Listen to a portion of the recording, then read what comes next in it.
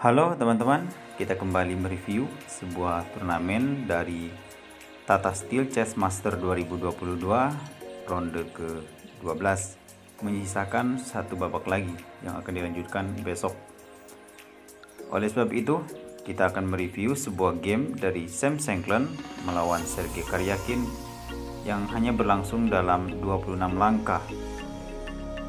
Sam Shankland bermain sebagai putih mengawali permainan pion D4, dibalas dengan kuda F6 dan pion C4 dan pion juga ke E6. Setelah kuda ke C3, di sini kita membalas dengan gajah B4, memberikan pinning terhadap kuda.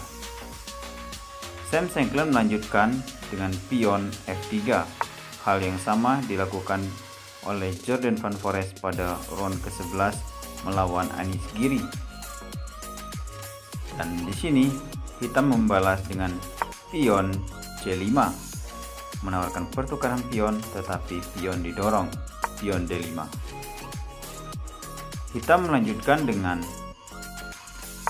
pion B4, mengorbankan pion, tetapi di sini tidak diterima dengan menjalankan pion E4, membuka bagi gajah terang Sam Shankland.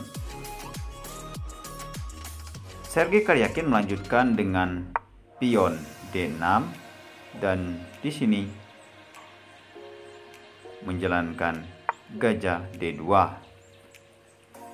Pengaktifan gajah di sini pion A6 memperkuat pion, tetapi di sini pion A4 bermaksud ingin memukul pion, tetapi pion B memukul pion C dan gajah memukul pion. Dilanjutkan dengan kuda ke D7, kuda B ke D7, tetapi di sini pion memukul pion, pion pukul pion dan gajah pukul pion, di mana Sergei Karyakin tidak dapat melakukan rokade sayap raja. Kuda ke petak E5 menawarkan pertukaran gajah. Sam Shankland menerima, gajah pukul gajah, menteri memukul gajah.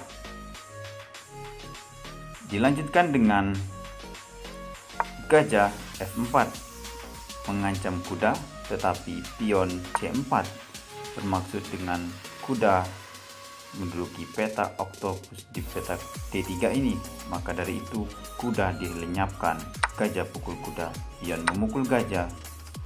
Dilanjutkan dengan kuda ke H3 sebuah pengembangan perwira dengan maksud akan rokade sayap raja. Namun hal ini membuat Sergei Karyakin mencegah dengan gajah ke petak C5, mencegah putih rokade. Dilanjutkan dengan menteri ke E2 dan benteng ke B8, menguasai file semi terbuka sekaligus mengancam pion ini. Ya, di sini melanjutkan kuda ke F2 bermaksud ingin rokade sayap raja, tetapi menteri menjalankan petak D7, ya B7. Dilanjutkan dengan putih rokade, tetapi di sini seharusnya Sergei Karyakin menjalankan dengan menteri ke petak B3. Namun kesalahan dari Sergei Karyakin menjalankan menteri pukul pion. Di sini menteri juga memukul pion dan gajah memukul kuda. Ya teman-teman, di sini kuda gajah ini tidak dapat dipukul, sebab bila dipukul maka akan kehilangan benteng. Sebab itu raja bergeser. Dilanjutkan dengan mengadu menteri. Tentu menteri tidak bisa diadu sebab Sam Shankland telah tertinggal satu perwira. Maka dari itu menteri ke petak C7. Lagi-lagi menawarkan pertukaran menteri dan menteri melakukan skak. Raja bergeser di sini kuda ke petak D5. Langkah yang direkomendasikan oleh komputer yaitu dengan menteri ke A7 atau juga bisa dengan benteng ke petak E8. Tetapi di sini kesalahan yang sangat besar dengan makan kuda menggunakan kuda. Ya teman-teman, ini adalah langkah blunder dari Sergei Karyakin.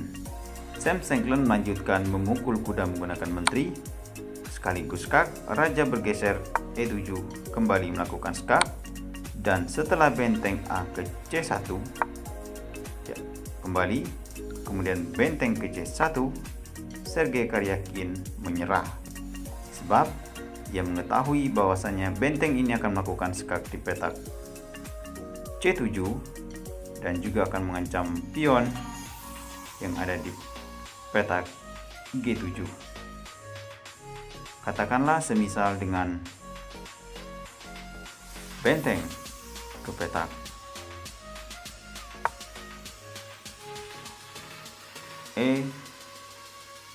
ke petak B7 melindungi baris ke-7, maka menteri akan melakukan skak